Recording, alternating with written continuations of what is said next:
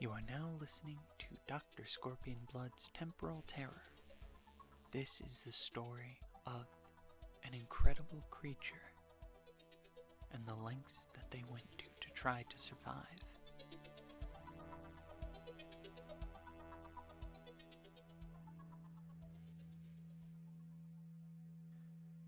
Wu is frozen halfway across the bridge. Melville has her rifle at the ready, trying to cover Wu as she finishes the walk across. The ship is running, waiting and ready. Wu is stuck. Protocol dictates that the job be abandoned. Basic decency demands searching for her lost crew member. Lost. Mendez must be either dead or so profoundly lost that rescue is impossible. This should simplify her decision, but she stays frozen. Something is on her mind. She can't focus. Her thoughts are drifting. Then, a blue glow. Wu and Melville both aim their rifles, but something looks different. A few meters in the space above the bridge, Mendez is born out of the light, screaming, covered in oily blue fluid that is slowly vaporizing around him. Wu tells Melville to undock, demagnifies her boots, and jumps. Mendez is plucked out of the air, and the two of them drift away from the bridge, towards the ship that Melville is nudging into place above them. As they approach the airlock, Mendez looks back toward the station. The StarWolf stares back at him from the roof of a tower overlooking the dock. It suddenly looks down at the bridge as though it heard a noise in the vacuum. It silently launches itself down towards the bridge and once more vanishes. Mendez is shaking on the catwalk. Wu braces him on the shoulder and tells Melville to lead. The ship is 200 yards away. Wu covers the entrance of the dock and pushes Mendez onto the bridge. Mendez is halfway across the bridge when that feeling hits again. Distraction. Melville turns around to see space itself reaching down to grab Mendez. The StarWolf has fallen straight down onto him. There's no way to shoot without hitting him, and possibly Wu as well. Wu is running across the bridge. She and the wolf lock eyes before it begins to disappear. Mendez's scream is cut off as the blue glow envelops him as well. Mendez is taking readings again. Particles are being emitted from deep within the station. All kinds of wild quantum waste that is always a little beyond classification. Mendez turns his head and sees the StarWolf hunched over a human body. He freezes in fear. Under the immense body of the StarWolf, Mendez makes eye contact with Mendez. The StarWolf has its massive jaws full of matte black teeth clamped around his helmet. An audible cracking can be heard from inside. Before Mendez can move, he is blinded by a flash of blue light, and the vision is gone. The remaining Mendez has trouble reporting these events to Wu over the radio. Wu gives him a moment to collect himself and tells Melville to make a rudimentary check. Melville is halfway up the antenna again. In microgravity, whichever metal surface your boots are on becomes the floor. Melville walks up the tower with steady feet. Halfway up, she sees something standing in front of her. The StarWolf is there. Blue oil is collecting on its side and sublimating into the vacuum as glowing vapor. The StarWolf bolts forward with a spectacular force. Melville fires a glancing shot, tearing into the side of the creature's leg, causing the StarWolf to trip. It loses its grip on the tower and rolls in the air. Momentum is still carrying it towards Melville like a cannonball, but before the star beast can crash into her, it glows and vanishes. The situation is turning under Wu. She will have to answer for not completing the survey of the station, but after 2 attacks, she can't further endanger the crew.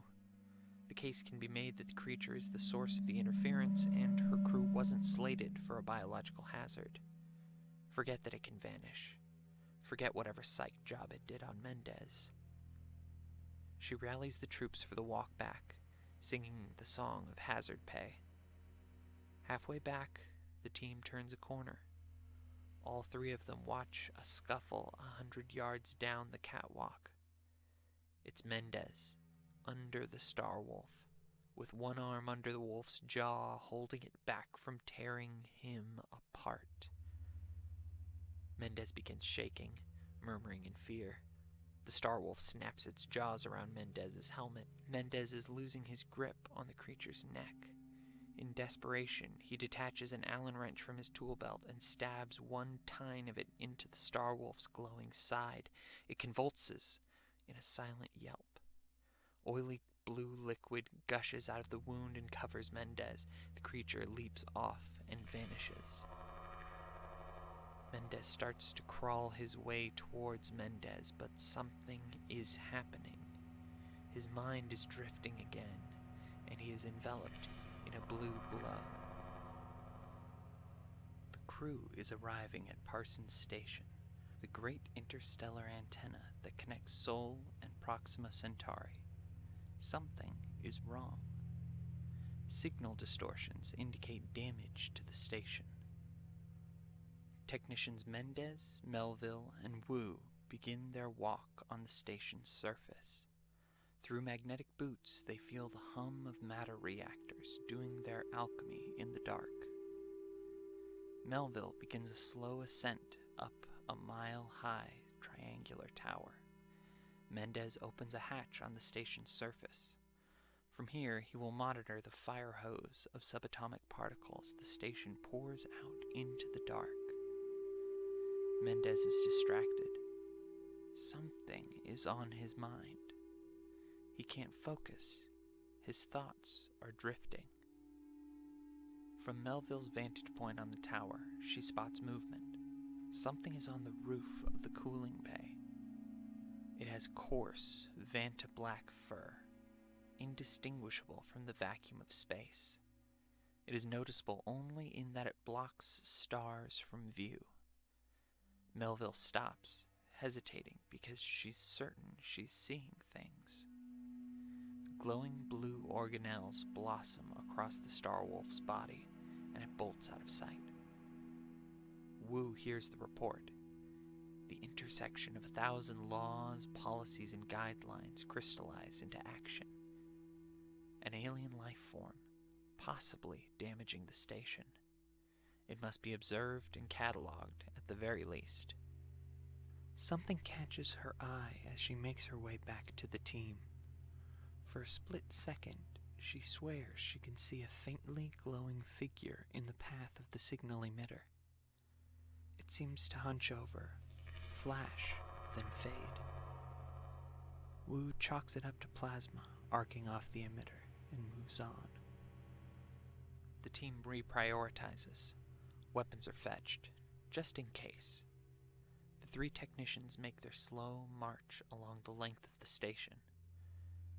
They pass the cooling bay and find black blood slowly evaporating on the ground. Its trail is clear, heading for the signal emitter. Somewhere along the march across the deck, the dynamic changes. The technicians conclude in absolute silence that this is a hunt. Their prey is at the base of the emitter. Now they can see it clearly. The StarWolf is severely injured and can barely stand. The shape below its glowing white eyes is pitch black. Slight movements of its outlines suggest a snarl. The creature bolts toward Wu suddenly, sailing through microgravity until a single shot cancels its momentum. Very suddenly, it is adrift.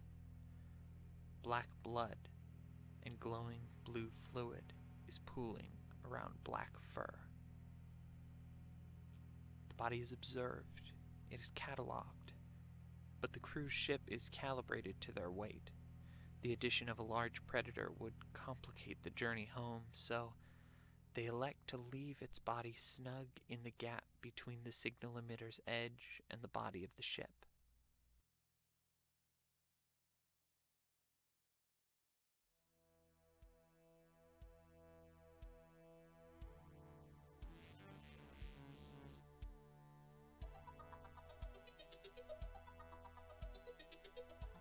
Dr. Scorpion Blood's Temporal Terror was written, produced, scored, and performed by me, Micah Cheek.